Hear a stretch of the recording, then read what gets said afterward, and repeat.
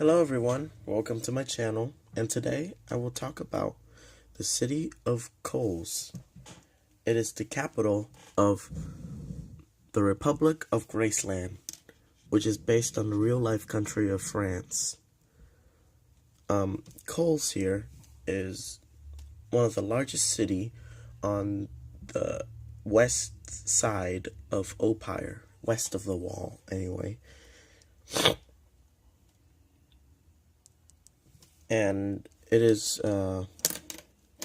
founded about 24,000 years ago, which is a very long time ago, but in the span of the history of my world, which spans several billion years, it's not that long of a time. That's not that long. It was built by a single person, planning and constructing all. His name was the architect. His real name was forgotten thousands of years ago because, it was built 24,000 years ago. He came here from Yalhandras, the island of Yalhandras, from Kingsland, and he came here from exile because he is a very powerful magic users, and back then people feared such magic users because they were so strong, even though he had no intention of harming anyone. He came here not only because of exile, because he also wants to build a new city for his worship. Basically, his faith, called the Faith, a dead religion by now. By the time I drew the map, the Faith is a dead religion. It's no longer, no one worship it anymore. So he wanted to build a city for the Faith, and he constructed it. He traveled around the valley, kind of, if you can see, the mountains and whatnots.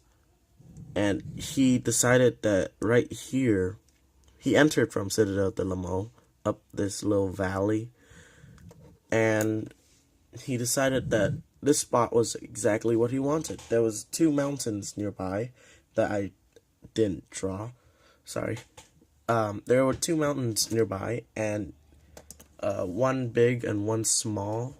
The big one is called the Superior, and the smaller one is called the Inferior. So he decided that these two mountains would be basically like a marker for his city, a landmark, so they know where it is. So he decided to build the city right next to the mountains. So when he started building his city, he used his powers, his telekinesis, to lift every single tree up, uproot them, and then flatten the land out, and then he basically strip mined the inferior, the mountain inferior, and used all the rocks and minerals within it to build the city. He cut them into blocks and then stacked them and built great buildings and monuments. He lived for almost 500 years, because since he has such great magic power, he used that magic power to cure himself of all diseases and manipulate his own body to live longer, to be able to control himself even if they're paralyzed. He continued to do that, and as people flocked in, the city grew larger and larger by the day, and it soon became its own city-state along the other minor kingdoms before the Republic was formed. So when the Republic formed, they decided that Cullés was to be their capital, and he wanted a final monument. The city was very artificial. It had great boulevards. Imagine the boulevard of Paris. The city is based on Paris. Yeah, it's based on Paris. And imagine that. And he wanted a monument to mark the city, not just by the mountains, but wanted a monument where you can see it from every corner of the city, no matter where you are. And so he created the Aerothon. The Aerothon is basically this massive pantheon. It's based on Roman architecture, Roman/Greece architecture at the bottom. So this ring around it is basically the quarters where the worshippers live, and that is based on Roman architecture to it. And the tower itself is made up of 5 different legs, and on top there are these spikes sticking out, and they fold inward to hold a giant metal ball that is gold plated, so it's really bright on a sunny day, and they call it the sun because it looks like a sun since it glows.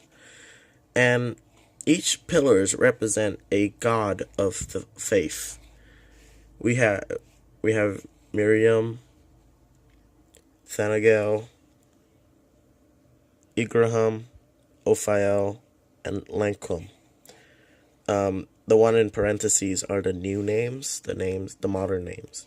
So these are worshippers, the worshippers' quarter where they live, eat, and on festivals they would decorate this whole place. And we have a plaza where most people meet. If people come here, they would meet, talk, or worship. But most worship happens inside the tower. So inside the tower, you would have symbols, not actual figures, because each of these gods are not physical beings, but more of a symbolic beings. They exist symbolically. And inside each leg would have a symbol for each god. And each time someone worshipped, they would go around each leg offering offerings, basically. They would offer offerings to each god. And outside, if you look at it, you would see ribbons, really long, bright colored ribbons hanging down and tying to a nearby building. Some even stretch farther, like really far across the city. And these ribbons are called the prayer ribbons. And they're there for, not only to decorate the tower, but also to act as symbolic prayers. And when you enter here, each of the gods will be placed zigzag from each other, and as you pass through, they'll be basically judging you. So that's why it's called Judgment Gate. I will write more lores about the each of the gods and the religion itself, but right now that's what I got for the Aerothon, the tower. Back to Cullés.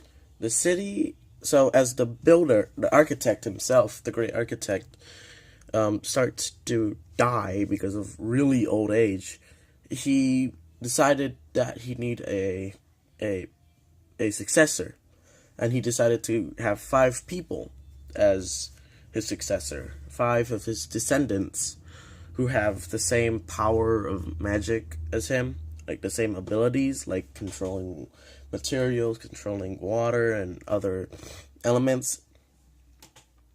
And he formed the Council of 5. Which it is the name itself. And those 5 in the future will take care of the city, not on a political level, but on a infrastructure level.